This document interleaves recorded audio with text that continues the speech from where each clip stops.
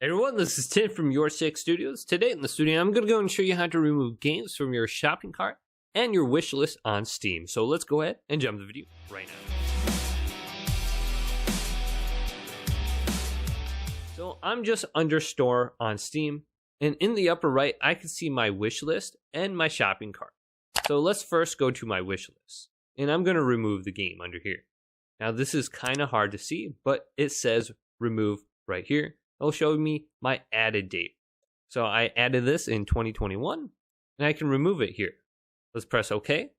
Now let's go up to my shopping cart and do the same thing. So I'm selecting shopping cart, and if I look at my game in my shopping cart, I can go to remove right where the $sign is, and go to remove under here as well. And I have nothing in my shopping cart anymore. So this is very easy to do. It's just a little bit hard to see. So hopefully this video did indeed help you out. Go leave a big thumbs up and subscribe to my channel down below for more tech videos coming up next on YourSixStudios.